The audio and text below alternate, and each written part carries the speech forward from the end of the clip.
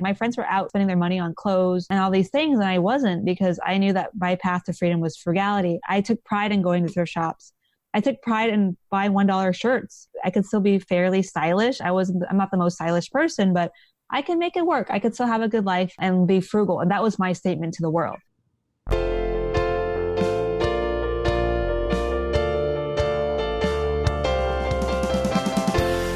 This is the Personal Finance Show.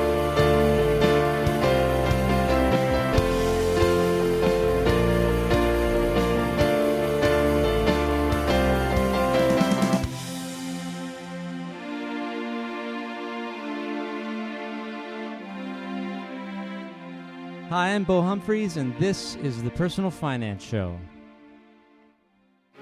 Jackie Lamb wants you to be proud of being frugal. Frugal doesn't mean cheap. There was a time when Jackie needed to be frugal because she had no choice. But today, for her and many others, being frugal is really about making sure that her spending behavior aligns with her values. It's about making money decisions that help you live your best life. But for many years, Jackie was shamed for her frugality.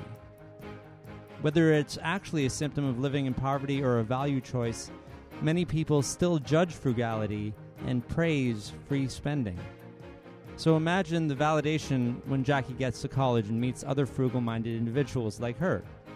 Finding frugal friends who celebrated their frugality inspired Jackie to create a blog in 2009 called Cheapsters, which morphed into HeyFreelancer.com, her site about keeping your money in check so you can do what you love. Jackie joined me from Los Angeles to share her personal finance story.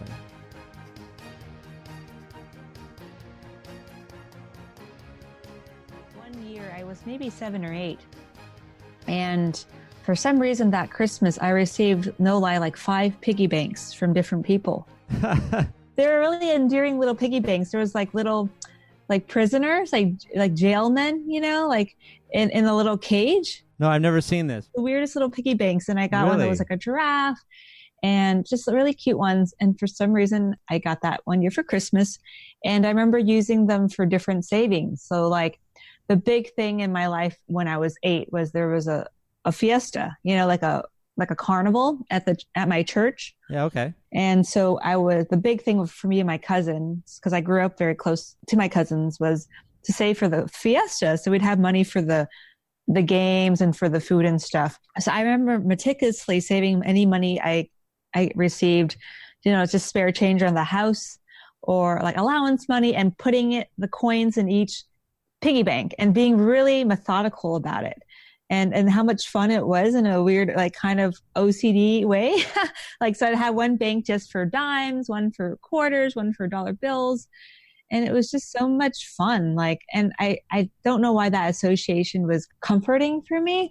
And when I was young, it's kind of a strange memory. And I remember having other piggy banks. Like there was a mechanical one where you'd put coins to the top and then it would just automatically separate them based on coins. Oh, those were so cool. I always thought those were cool. Yeah, those were really rad. But that being said, my family had kind of a very mixed feelings about money. Like the earliest memories I had with my parents were like fighting about money because they were divorced. And my mom was a single parent. And so she actually had to take my dad. This is a kind of a dark memory, but like to court for child support, just some bad stuff. Yeah. And sometimes just my mom not having enough money. And so she'd have to borrow, like things like that, so there's always that unsettling feeling about money in my life. And we didn't have a lot of money. We were in, for a couple of years, I think we lived in subsidized housing in the Valley in Los Angeles. And so we would collect cans, we were that kind of family who would collect cans for change. And one time my mom had somehow lost a handful of it and she just started crying like uncontrollably.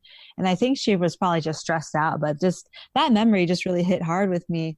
Fast forward to when I was a teenager, my first investigation about money was a zine I created. So I was kind of fascinated by the idea of it.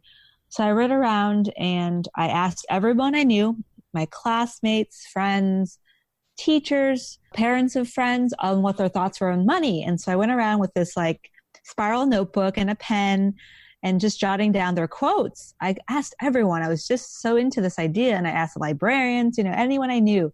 And so I compiled all the quotes into a little zine, a little booklet. in Microsoft Publisher back in the day. And that was really my first more or less formal foray into thinking about money.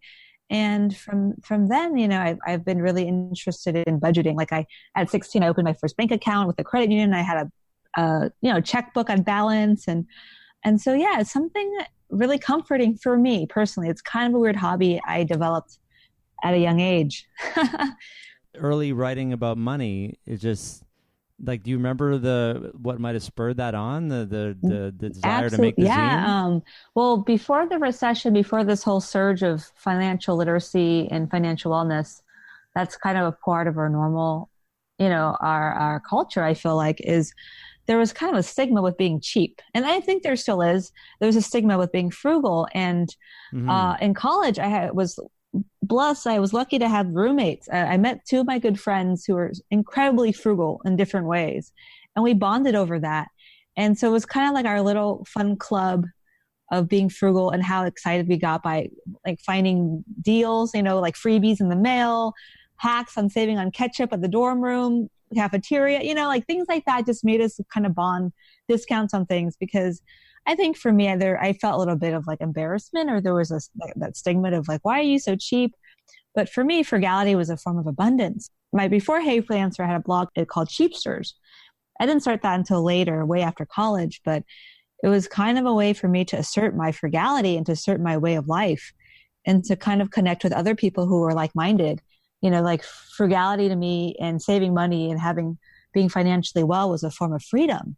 It was not a form of deprivation. It was not a form of scarcity. Yeah, it's funny how people look down on you. You're just trying to save money for other things that are important in your life and not spend money on things that you don't need to. That's like in essence what frugality is, right? Yeah, absolutely. Like trying to find the thing that you need, but not just take the most expensive one or the first one that comes to you, and just spend some time. And it pays off. But why do you think people look down on that? Do you have any thoughts about that? Yeah, I think being frugal in the old days was like shopping at thrift shops or shopping for a discount made the association that you were maybe poor. Okay. And I definitely grew up with that. Like, I grew up with a mother who was, for the most part, she was house poor and cash strapped a lot of the times. And it really was not a lot to do with her income. I don't think it was really because she just didn't want to say no. And she wanted us to have good things, and she wanted us to have all the things we wanted. And so I think saying no to something and budgeting maybe and having to make choices was a form of being poor. But it's kind of a paradox because my mom was frugal in some ways, but also very extravagant in other ways. But I really think frugality has a stigma because it may be associated with, like I mentioned, being poor, or maybe feeling like not enjoying your life. Like, why do you have to quibble over such a small thing? Why can't you just live your life freely and spend on what you want? Because there is actually like a sexy rock star aspect of like living large, right? Like that sounds like something a rich person would say. Exactly. Like a rich person would be like, money is no concept. Money is no issue. Yeah. I can buy whatever I want, whenever I want, as much as I want. And the reality is, if you're a truly wealthy person with high net worth, it's the more money you have, the more choices you have to make, and the more difficult choices I feel like you have to make. But there is that in our culture, the whole, I just want to have as much money as possible because that to me is wealth. That to me is being rich. And I know there's a discourse that's changing, but it's still there. Why can't I have the magazine lifestyle? Why can't I have the thing in movies or books I read or whatever? I'm remembering and I remember this every so often in high school. We would it sounds terrible now that I think about it, but we would make fun of the people who didn't have like the nicest clothes or something. And we were not sympathetic at all that they probably could not afford anything. And that was really kind of, I guess that's what kids are like, right? That's totally what kids are like. I mean, it was kind of interesting. My mom put my brother in a private school, and she put me in public school, not because of any gendered thing. It was just at the time there were some gang issues, not terrible gang issues, but she thought there was enough to be concerned. So to protect him, oh wow. Yeah. So she put him in that. And I remember even in public school, I would just wear a lot of hand-me-downs from my cousin And I think one of my friends even said, "Are you poor?" Like straight up just asked me, like, Wow. "Is your family poor?" And it was such a weird question to ask, but Well, what do you say? Like, I didn't do you think I remember was answering it? poor. I had no concept. Like, but my brother had a concept of it because he was older. And I think because he went to private school, Hmm.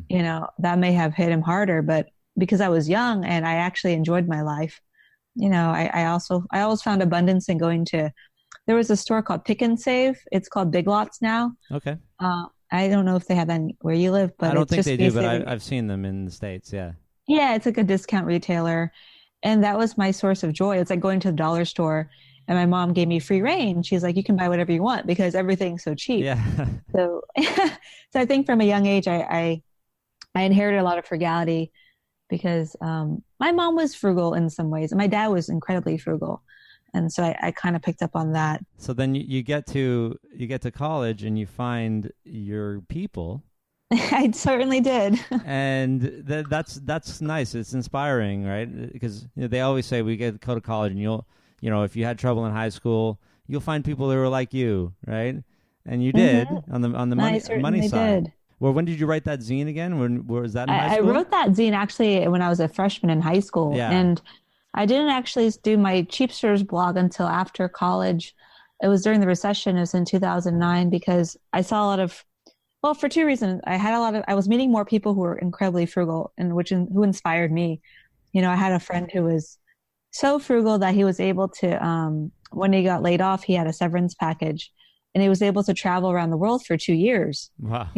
Stories like that. And my other friend, Dave, he lives in Chicago and he dumpster dives and he just incredibly frugal, but to him it was freedom. And I want to assert that, but I also want to help people learn about deals. So like, how can you enjoy your life for less? So I would create listings on taco deals. I would create listings on free movies in Los Angeles, free music concerts and things like that as a resource. But it also is asserting my like, hey, I'm frugal and this is my path to freedom in my own way. Is embracing your frugality and then using it to help others. Exactly. And it was very powerful because for a long time I felt like it was a stigma. It was a source of weirdness or shame. And I am still frugal, but I think now because I'm older and I have a different mindset, it's more about aligning your money and your spending with your values.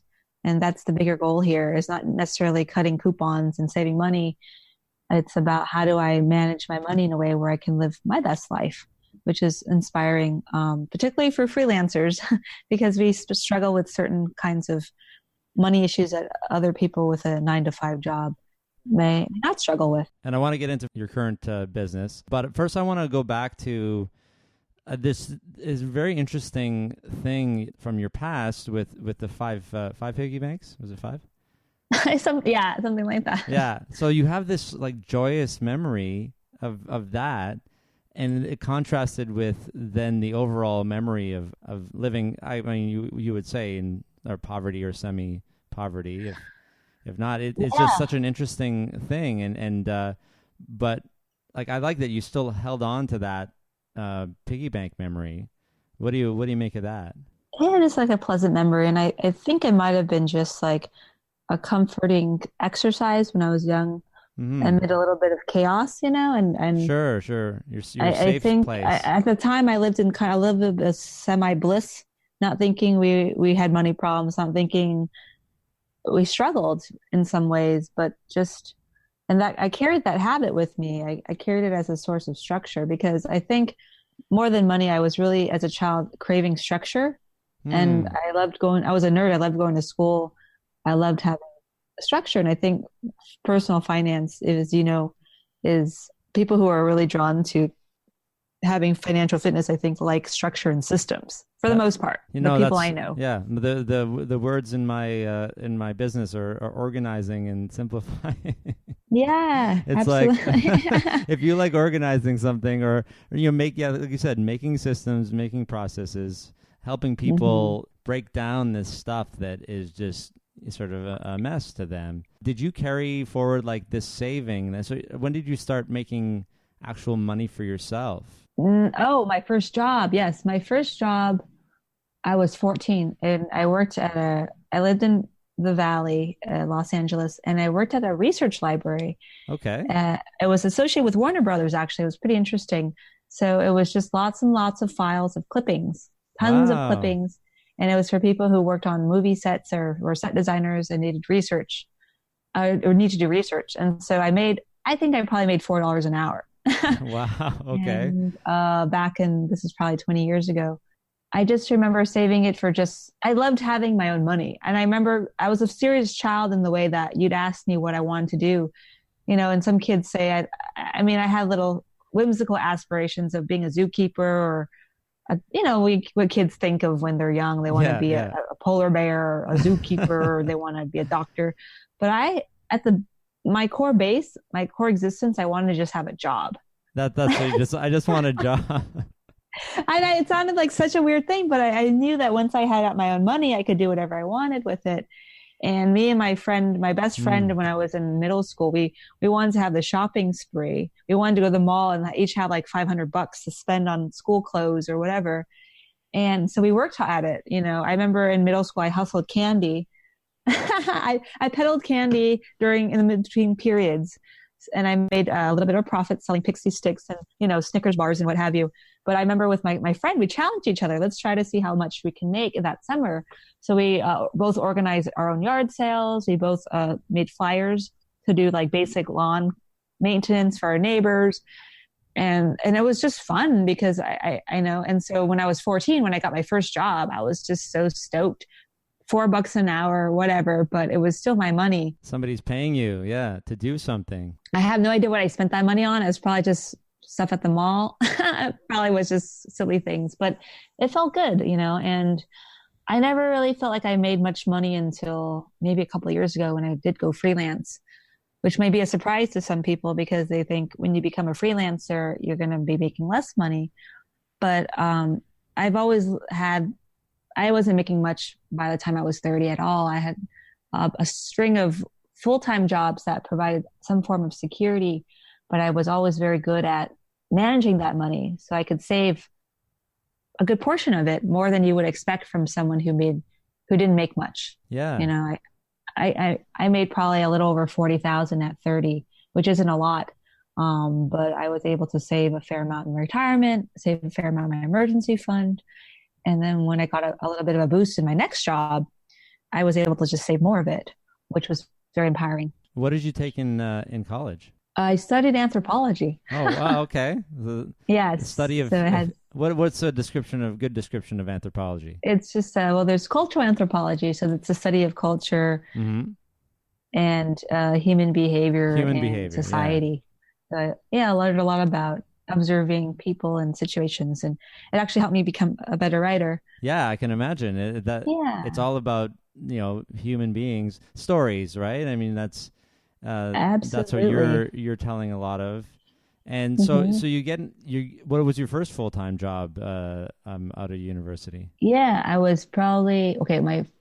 So for the first year after college, I worked at a coffee shop, and I was interning at like a local weekly magazine. Okay. And I was probably very depressed that year.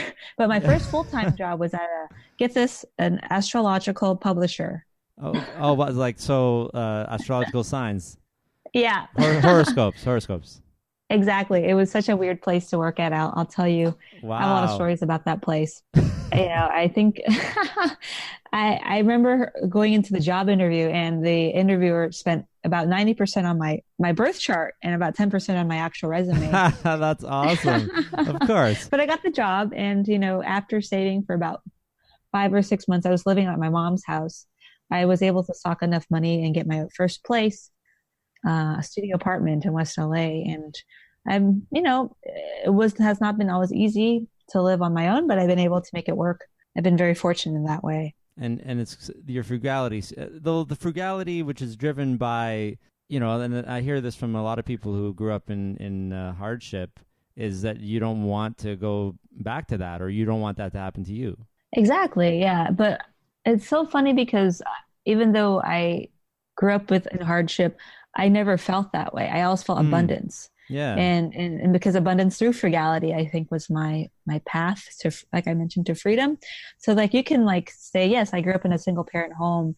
My mom was probably making lower than the household average. We struggled, but through that game of frugality, having fun at Big Lots or Pick and Save or whatever it was called, and being cheap, going to thrift shops, even when I was young, getting things at yard sales, it really just helped me see the joy of life through frugality. You develop skills that other people don't develop until, well, they out of necessity later on in life, say maybe when they go out on their own, like the ability to side hustle as you were doing with the candy and all that kind of stuff.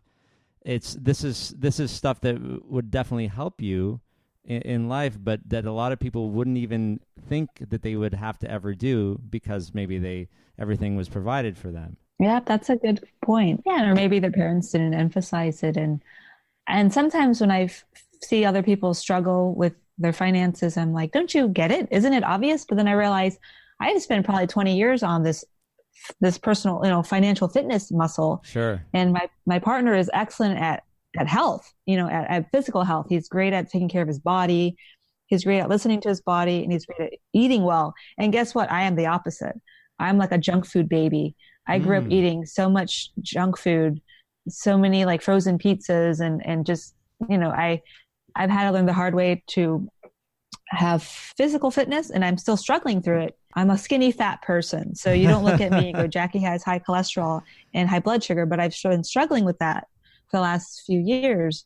I've actually been a lot better. But so my empathy comes from people. When I think about my struggle with physical fitness, I realize people struggle with financial fitness is pretty much the same thing. Like I just had spent so much of my youth splurging on crap, food wise, and not exercising that it's caught up to me now as an adult. And there's a similar parallel with people with money. Although the thing with money and the thing with fitness is that we have to recognize there's an external thing with money. Interest rates are beyond us. Wage gap, gender gap inequality, a lot of circumstances, or how we're not just making enough, cash flow issues, right? It's a different game, but there's a lot of parallels that you can do when you're trying to be more financially fit and physically fit. And so to this morning, my partner was like saying, it would be great for you to get a personal trainer. And I'm like, oh, personal trainers are for like vain people who are like celebrities or models. He's like, no, it's not. It's for people who want to like just have better health. And he's like, that's your problem if you have that stigma. And I'm like, what kind of stigma do people have about money people? They probably think money people are just boring and they don't know how to enjoy life. All they care about is money. I don't know. You probably run into some of these stereotypes. Well, just like what you said, in terms of a personal trainer is a parallel to a financial advisor or a coach or anybody to help. People have that reaction to us, right? They absolutely do. It's like, oh, you just care. All you care about is money. There's more to life than money, Jackie. There's or they think we're like just all about numbers, and it's not about numbers. That's a part of personal finance. Numbers and math is you have an accounting history, right? As you know, that's a big part of it, but it's really about values. It's really about how you want to live your life and how you can have a better relationship with your money. And changing your mindset and psychology about money is really the powerful part here. Because money is connected to all of this stuff.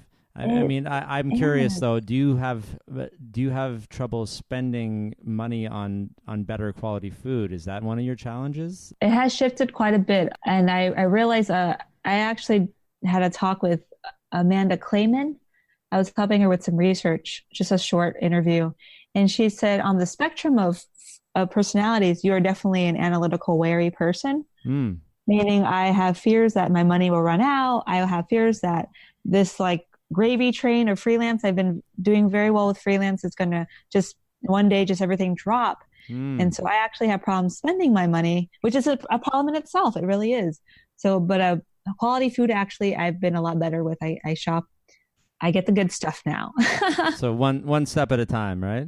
Exactly. And, Amanda had some great advice on saying, if you're someone who is analytical, wary about your money, plan for your splurges.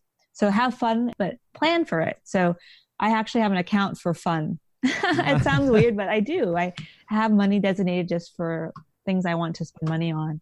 And it makes me feel safe because I know I'm still on track with my other goals. So did those piggy banks then turn into a whole bunch of different savings accounts then? Yeah, absolutely. You're the first person who's made this analogy. I'm loving it. I just never thought of it that way.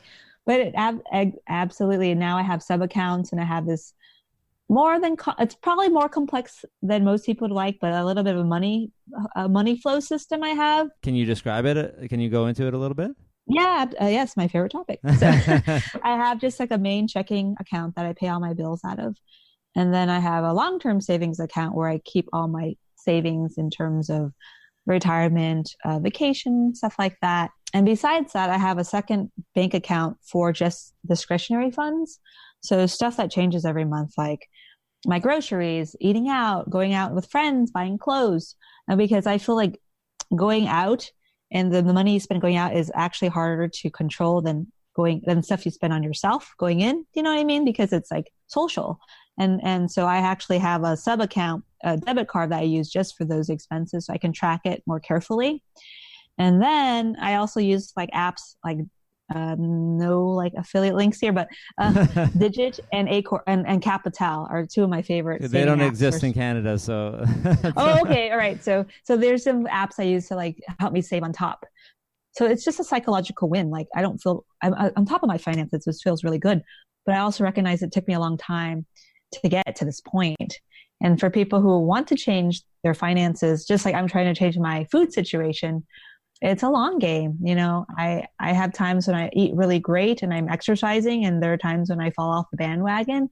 And I imagine people who are doing their finances are in the exact same boat. Probably people are more of the up and down situation you're talking about. I think for like in my situation where I went through a big gambling addiction, I think when you go through something that's really heavy like that, you become a little more extreme or a little more on top of things. Like my wife will wonder, like, why do you want to pay the bills like immediately? We have a grace period, you know, that's okay. And it's because if I miss one bill payment, it really affects my credit score. Yeah. More so than other people. And so I think, if you haven't been through any kind of financial hardship or a situation that makes you want to be a certain way, then there are varying levels, right? That's why they think we're a little bit crazy, but there's reasons for this, right?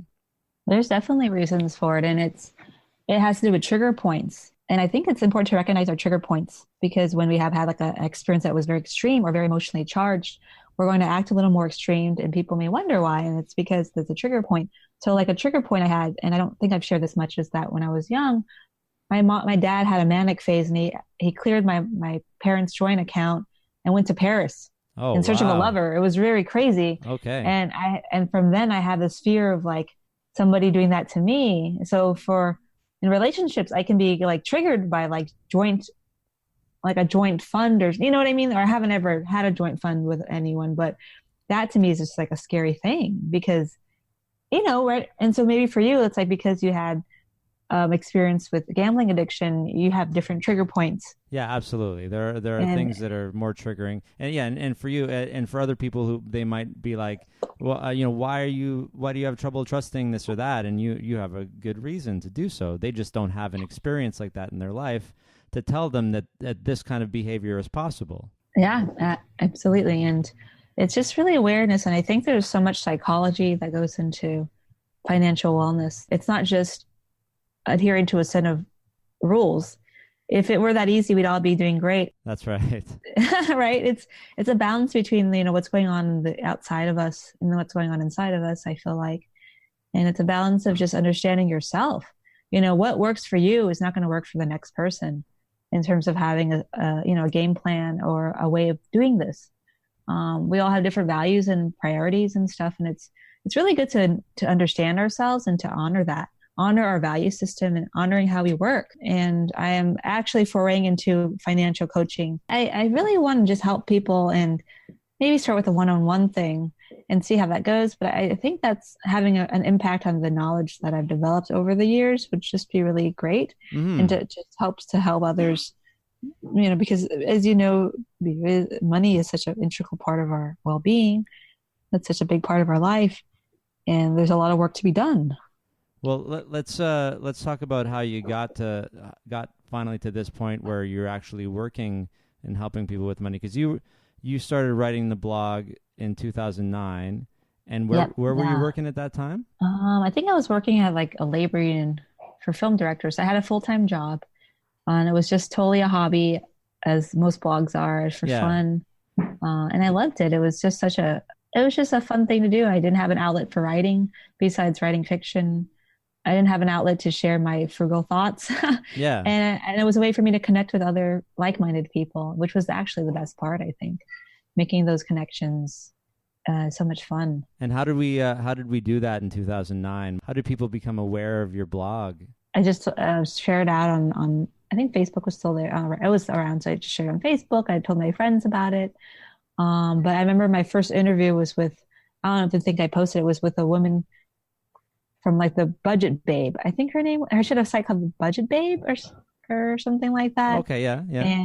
And she was all about couponing. And so, I did a lot of interviews with friends or people I found out who were frugal. I don't know. I actually probably was terrible at promoting it, but it was a lot of fun. It was a lot of fun to create. And it led me to FinCon. Yeah. FinCon was in 2014 was my first FinCon. And I was so ecstatic. Oh my gosh. People who think just like me or into what I'm into. It was our, as you know, it's our version of Comic-Con. Yeah. And I didn't realize how big personal finance writing was.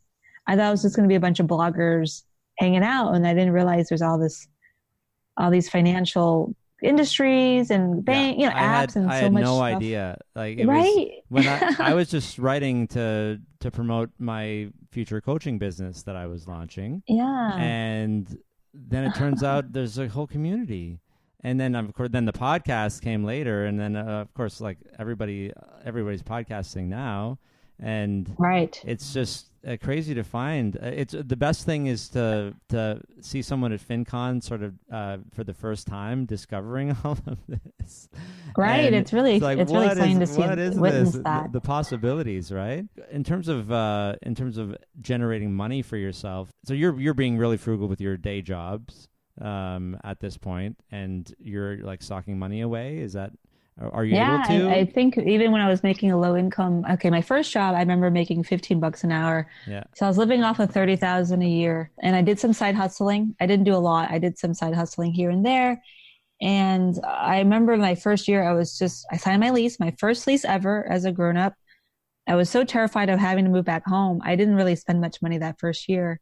I spent very little. I think I might have bought, I don't remember. Besides the bare necessities, maybe some clothes once in a while, but just kept it to a bare minimum. And I think I saved maybe $5,000 that year. I don't know. I remember being proud of how much I was able to save despite having very little left over. And I was able to start going on trips. They were not extravagant trips, but it was just stuff I was not able to do when I was younger. I just didn't have money. Like having money in college was having financial aid and having $200 in the bank, Yeah. And that was just how my concept of it. And I remember being back to college, I owed something happened with some library books with me and a friend, and I owed like $300 on these library books. And I was just so crushed. That's so much money. But now that I'm older, I was able to see I think my take home pay making 30,000 a year is maybe $1,800 a month. Yeah. Maybe. That's not much. And my rent was $675. So, 1/3 of my income was going toward rent. And so I just really had to budget carefully. And, saving that much amount of money was great. And what happened was when I progressed, I actually took a pay cut for my next job, believe it or not. Wow. Because I was just so unhappy at that place. Sure. I just needed a way out. So I took this job that seemed better than it was. But I got promoted after the first 7 months. So that was great.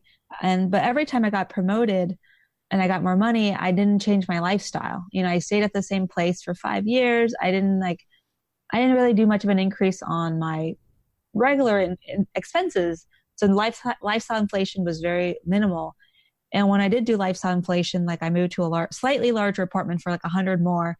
I found a place in my budget to trade off instead of, so I would just, okay if I'm going to move to this apartment that's $125 more, $200 more, I might sacrifice saving. What did I do? I think I committed to saving a little bit less in my retirement. And I also paid off my student loans. And so that money went toward my rent, things like that. Just always constantly looking at trade-offs and finding ways to be live as frugally as possible so I could have more savings. Well, this is a great example of how, people think that they can't save or even live, on such a low income. What normally a lot of people would do is turn to credit. Right. And to this day, I've paid my credit, knock on wood, I paid my credit card in full every month. Wow. That's pretty awesome. Why do you think everybody maybe it just depends on where they came from, right? If they're used to living in the lap of luxury or whatever, and then they're out on their own, they think that they can still keep doing that. And maybe we're teaching or putting people out into the world with the wrong information. Yeah, I guess it's hard. I totally think that could be true, but I think a lot of it is just how we were brought up. And I remember this quote, like, if you want to live like nobody else, you have to do things like nobody else. Yeah. So for me to be able to save that much and be frugal was like going against the stream. Like my friends were out spending their money on concerts. I did too, going out, spending their money on clothes and all these things. And I wasn't, because I knew that my path to freedom was frugality. I took pride in going to thrift shops. I took pride in buying $1 shirts. I could still be fairly stylish. I'm not the most stylish person, but I can make it work. I could still have a good life and be frugal. And that was my statement to the world. And I was very strong about it. And some people judge, some people didn't understand, living an ascetic life is not for me, and living, and it's like, isn't your success have to be related to your image? Yeah, no. The more money you make, the more you can flash it. I'm like, no. And I've been driving the same, I just bought my first new car in 15 years. So I've been driving the same car since I was 21, since I was in college. And that to me is not sign of any success. Having another car just means having to finance something potentially. And, everyone's different. So I think it's a really complex value system we live in, but it makes sense. It's like, if you have money, don't you want to live and enjoy the here and now versus banking on your retirement? Like, that's boring. I get it. So there has to be a balance. And I think the notion that you have to show off your wealth is another thing that really gets to us, or comparing ourselves to our neighbors or our peers is another thing. It's like, if I had lived that way, if I had just spent all my money every paycheck, so it went to zero, I'd have nothing now. The choices weren't hard for me, but they might have been hard for a lot of people. And I understand that. Being frugal isn't for everyone. No, it's not. But it seems like we've all so easily just, glommed onto this commercialism thing. Yeah, it's like whoever absolutely. had the biggest voice, the people with the big voices decided that this was the way. And since frugality wasn't about spending money, they just at the same time just shit all over that concept. And so here we are thinking that to be normal and accepted in life, we have to spend and go into debt. It's really just all backwards to me. It's super backwards. And it's like, how did we get to this point, right? And I totally agree with you 100%. It's also like, when you were a kid, what did you imagine your life at 30 or 40 to be like? You probably want to be comfortable. And sometimes people, they go into debt to have that vision, or to fulfill that vision of comfort or success. And I remember I have a friend, I know a guy who actually, he makes very little money. I won't say how much, it's not a lot, but his car payment is 1/4 of his take home pay, 1/4. Yeah. And we're like, so I asked him, why did you do that? It's clearly that car payment is way more than you can afford. He's like, I just always felt like I deserved, keyword here, deserved a new car. And I needed it now. And I just wanted to get it. I'm like, you deserved a new car. Okay, but do you deserve all this stress too? Yeah. All the financial stress that comes with this humongous car payment for your take home pay. And I think people have to recognize it's not about deserving anything. It's about, is this the right time for me to be doing this? Is this the right time for me to be making this purchase? You can have anything you want. You just can't have it all right now. Exactly. You can afford anything, but not everything. And I think there's trade-offs in my life. It's like, I buy a lot of my furniture, used or secondhand, but I spend a little more on a couple of key things, which bring me enjoyment, but I don't spend my money on all areas equally, for sure. I would not be able to afford save for my goals and do everything I want to do that way. And it's freed me up a lot. It's like, because I don't live as frugally as I used to. I do spend more in clothes. I do spend more money because I have more, but I also am still managing my money in the way where I'm watching it. So I'm making sure I save for the right things. So the tenants are still there. I may have a little bit more to play with, but I still don't go crazy, because you mentioned it's a muscle I've developed as a fitness I've honed into for many years for whatever reason. You are you're mindful about your spending, and as you said, it's about values and It really what is is important to you. You kept writing about this stuff for years, and eventually you kind of morphed it over into a freelancer focused thing. Yeah, with the new exactly. site? It's well, what happened was in 2014 at my first FinCon, Yeah. I met the VP of talent at Contently, which is a content platform that connects brands with talent Okay. or writers. I had no idea what Contently did. I knew they had a great freelancers magazine.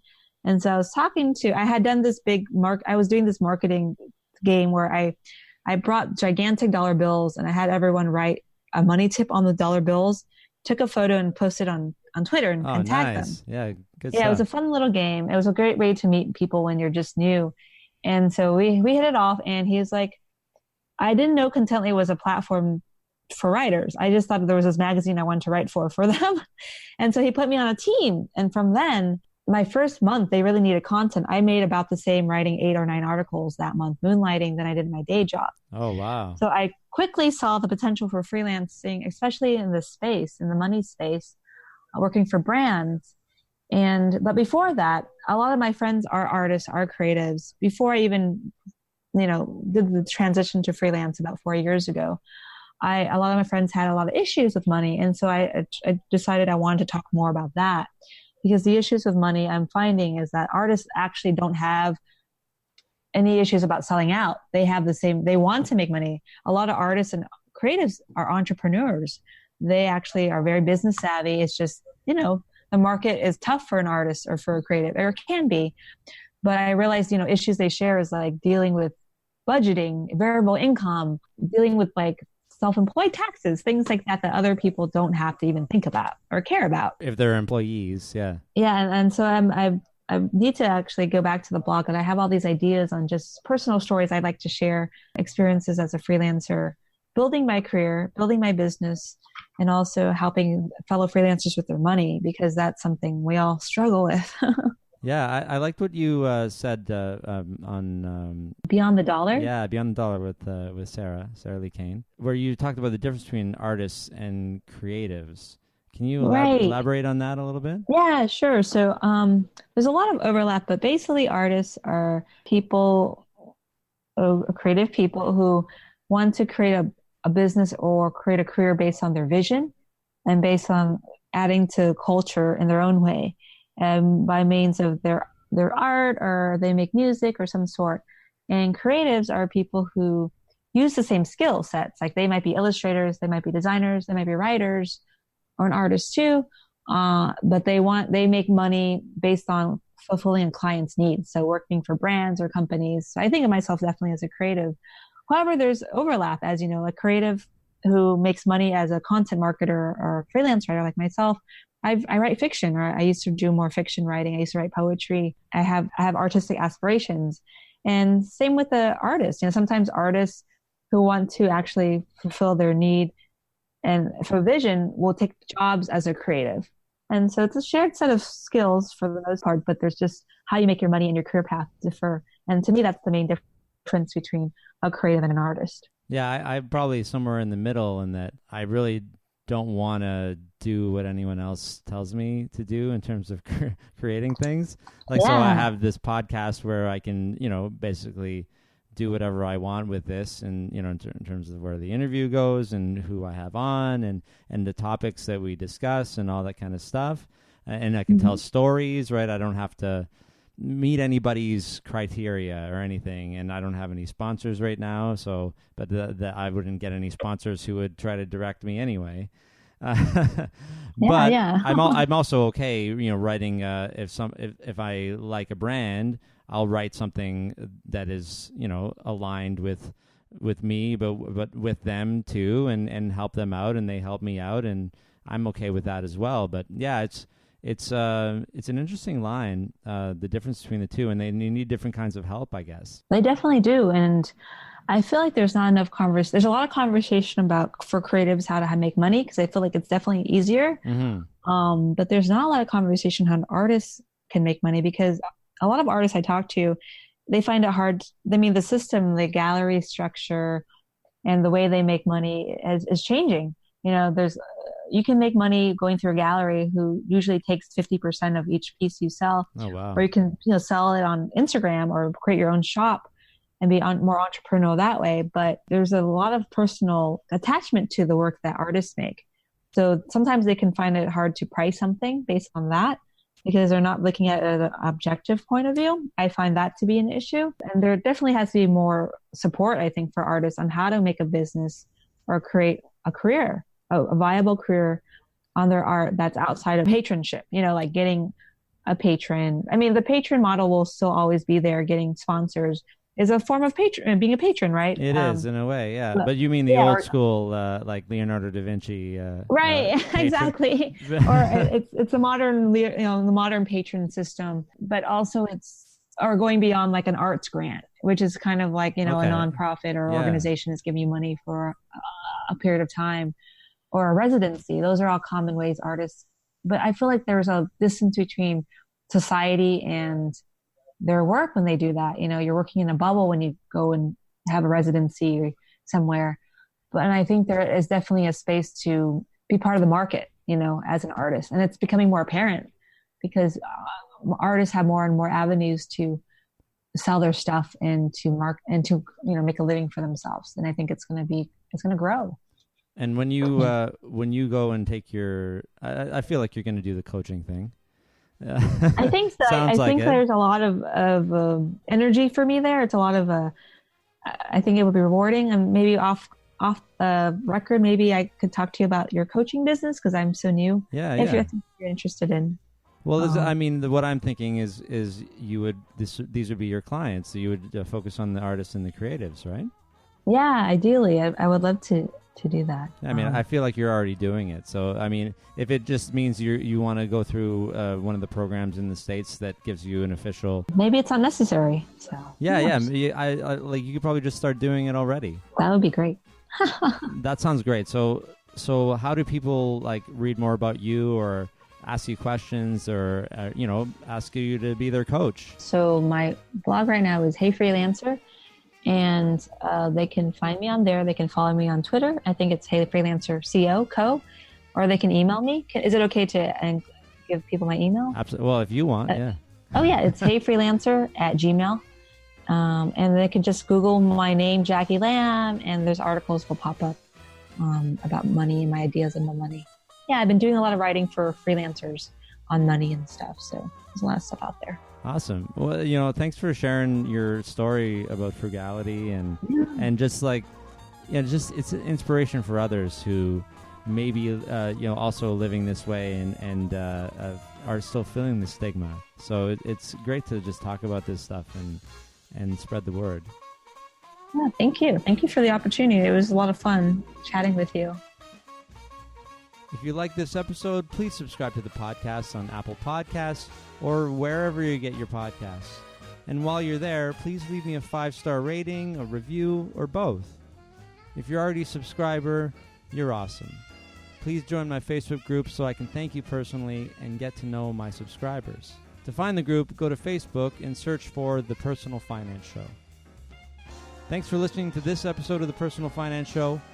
I'll be back next week with Nico Baraweed, Head of International Business at Nova Credit.